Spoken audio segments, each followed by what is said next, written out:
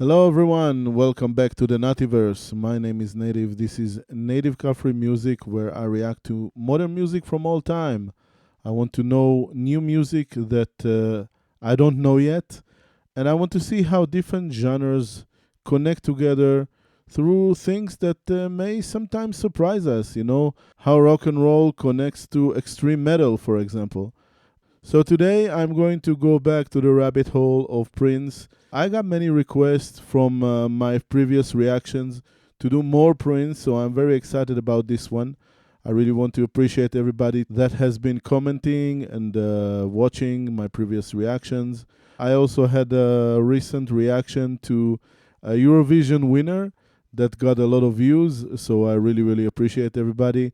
And if you are one of those that have viewed this video and now you're here to watch me reacting to Prince, then I thank you very much.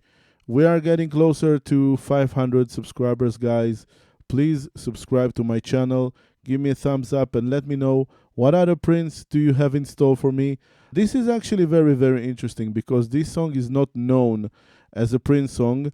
And I'm going to prepare something really exciting in the end of the video after doing the honest and first time reaction because I've never heard this version or watched the video. Then I'm going to let my AI Coda, which is my co-host in the Nativerse, to tell us a little bit more about this version versus the second version, what Prince thought about it, and so on and so forth. And if you have like more thoughts and ideas about this, then please let me know. Whether you know a lot about Prince or if you know less, just your opinion is very important to me. And by the way, I am reading the comments, so just for you to know that I try to take it very, very seriously, and I do read your comments. So please let me know what you think, what you want, where you are from. I also got very, very nice stories. People sometimes really write like a whole big story about certain artists. I remember in Porcupine Tree reaction that I did, somebody really wrote about the solo versions and so many different details that I'm really blown. I'm taken away by this. Then some of you that has seen my comments to your comments can see how I appreciate it.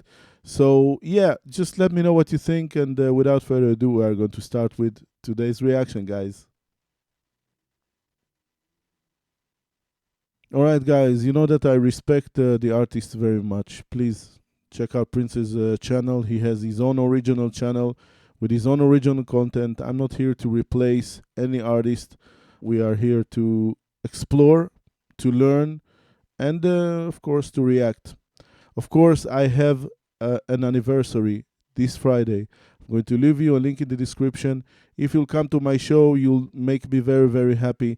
I'm doing a live show. I'm starting, I don't know exactly which time it is in every place in the world, but EET, it's Eastern European time. Check out Eastern European time around 4 or 5 p.m. I'm going to start. Please come and have fun with me. It's 1 year anniversary to my Twitch channel. I'm very excited about this. I call it the Nativersary. All right, let's read what it says here. The following is previously unseen rehearsal footage of Prince and the Revolution from the summer of 1984. It was in this very room at Flying Cloud Drive Warehouse in Eden Prairie, Minnesota, that Prince created and committed the tape of one of his most beloved and iconic compositions, which 6 years later would become a worldwide hit for Sinead O'Connor, like we spoke about in the beginning of the video. Prince's original studio version of Nothing Compares to You is presented here for the first time. I'm very excited about it. Let's check it out, guys. Prince is one of the goats of this profession, Really died too soon.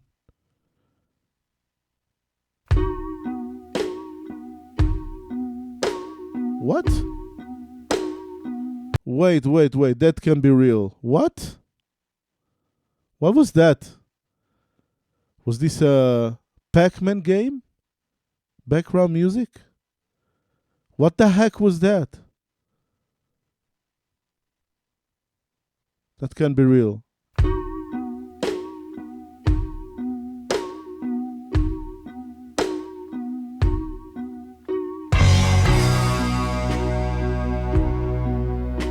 Oh my god, that's a very, very basic demo. It's been 7 hours and 13 days since you took your love away. That's crazy. I go out every night. What else was that? Don't, don't, don't, don't, don't, don't, don't. I'm so happy it didn't stay in the version that we all know and love. I mean, with all due respect, Prince, thank God it didn't stay. I don't understand this transition, but all right, let's keep going. This song didn't belong to that time. You know what I mean? It didn't belong to that time, and that's a very basic demo. I was just shocked because I'm like, what is this? A video game? And sleep all day. That's crazy. Since you took your love away.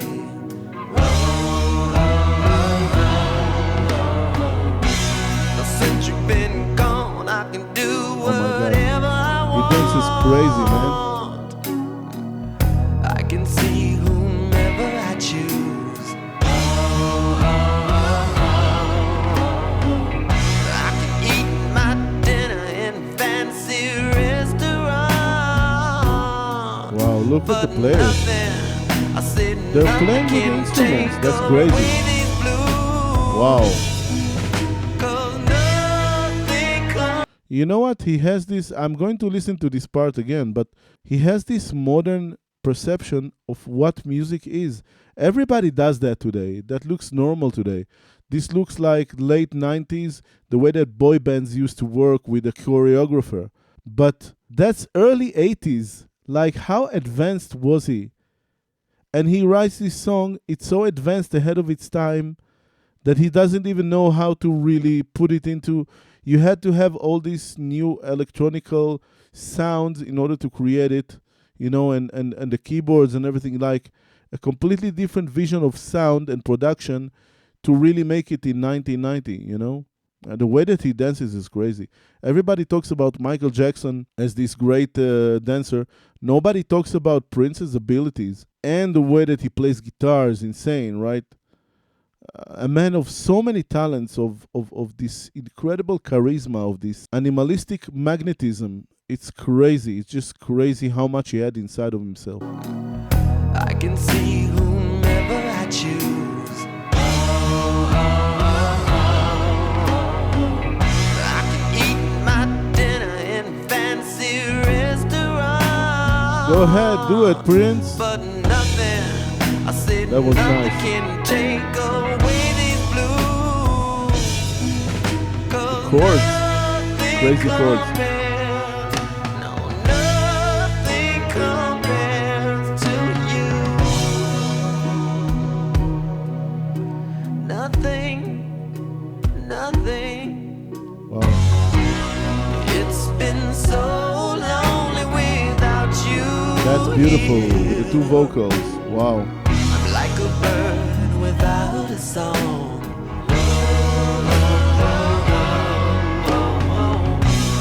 Nothing can stop. Now it's really nice. lonely tears from falling. Let's hear it with the real drums after the transition over there. That's really beautiful. It's been so lonely without you here. Second vocal is amazing. Like a bird without a song.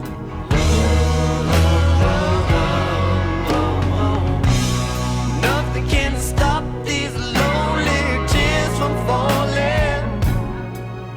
Tell me, baby, where did I go wrong? Wow. I can You had the put vision. my arms around every girl I see, but they only Strings. remind me of you. You hear the strings in the background? I went to the doctor, guess what he told me? Guess what he told me? He said, boy, you better The way he try dances is to have fun insane. no matter what you do.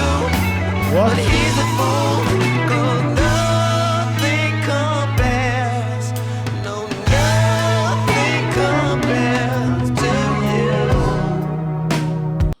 I also like the guitar vibes. It's really, really good. It's very dense and intense with so many vocals. The way that he got to the fourth one, the fourth line is already really, it's too dense over there. But that's the way that he wanted it.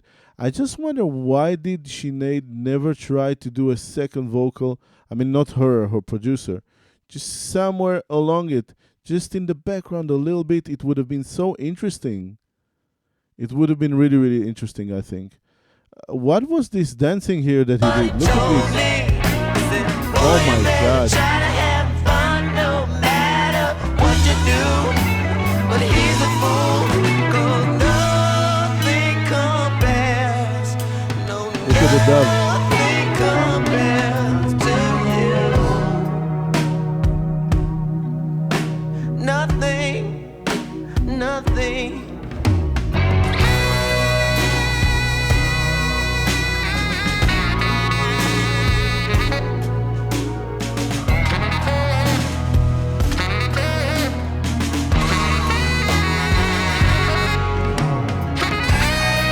What a sax.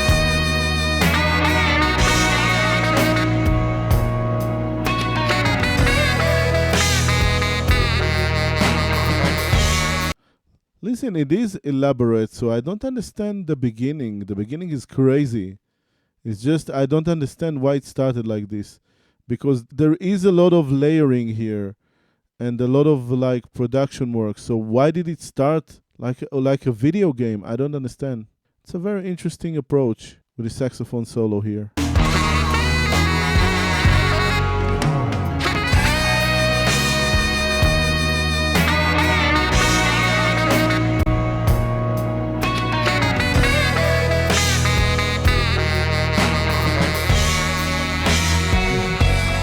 All the flowers Wow. that you planted, mama, It was an Elvis in moment, the right? backyard, Wow. all died when you went away. Some of the movements of the vocals are already here, you know. All that when you went away. You know, this movement, you would imagine that this is a production movement, or maybe something that Sinead has made. There are very little slight changes that she had in her performance. A lot of the elements were already here. That's amazing. I know that living with me, baby, was some kind of hard, but I'm willing to give it another try. 'Cause nothing compares, no, nothing compares to you. So full of life here. Amazing. I said nothing Saxophone. compares. I know nothing compares to you.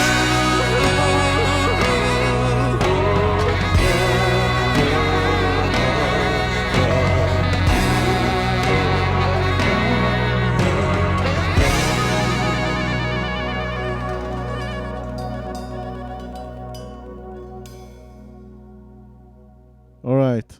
So obviously this is very, very, very different, right? It's very stripped down.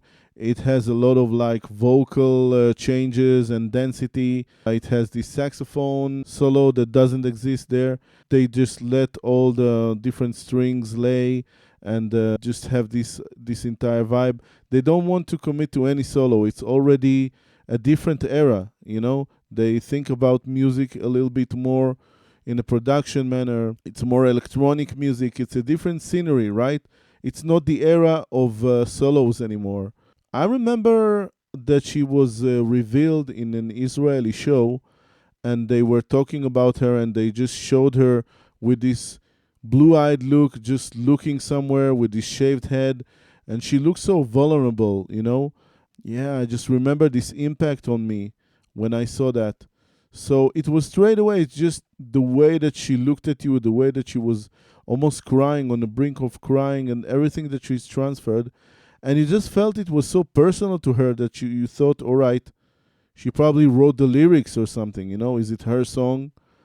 And I don't know what she was delivering there. That's also another thing that maybe Maybe I'll do a review and reaction to her version, and then I will read about it more and see what it means more. But in any case, yeah, now we're going to move out to Coda and let him tell us his little story about the comparison between the two different versions and everything. All right, Coda, we're going to you, my friend. Nothing Compares to You has one of the most fascinating journeys in modern music history because most All people right. discovered it through Sinead O'Connor in 1990, Sinead without O'Connor, yeah. realizing the song had already existed for He's years trying. inside Prince's universe. Prince Right. originally wrote the song in 1984.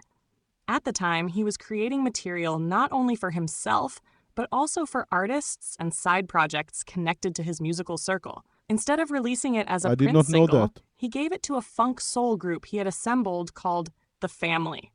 Their version appeared on the album The Family in 1985, but it was Really? never pushed as a major single and largely disappeared beneath the radar. So I That's need to one of the check out reasons this version so as many well. people had no idea it was a Prince song.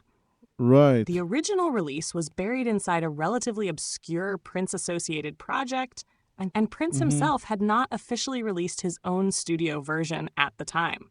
Right.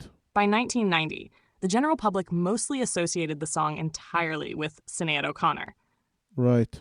The song eventually reached O'Connor through her management and producers while she was preparing her second album, I Do Not Want What I Haven't Got. Oh, that's her second album? She immediately connected emotionally to the Everything lyrics surprises and me here. reshaped the arrangement with producer Nellie Hooper into something sparse, aching, and intimate. When her Right. version was released in January 1990, it exploded worldwide. It hit number 1 in the United States, the United Kingdom, Ireland, Australia, Germany, and many other countries, becoming one of the Wow. defining singles of the year. Could be also a Billboard number later one in named it the Israel, but I number don't 1 know. world single of 1990. A Right. huge part of the impact came from the music video, especially the famous close-up of O'Connor's face and the Exactly moment what she I said begins to before. cry near the end. It Right. felt raw and unguarded in an era still filled with polished pop imagery. The song became less a performance and more an emotional confession. As for what Prince originally wrote it about, like many Prince songs, the exact inspiration remains somewhat mysterious. But Really? emotionally, it's clearly about absence, regret, loneliness, and the shock left behind after someone Wasn't important it about disappears his from your mother or life. something? Prince's own 1984 demo, finally released decades later, revealed a more Right. soulful, slightly funkier interpretation than the haunting Right. stillness of O'Connor's version. Prince had complicated feelings about the cover.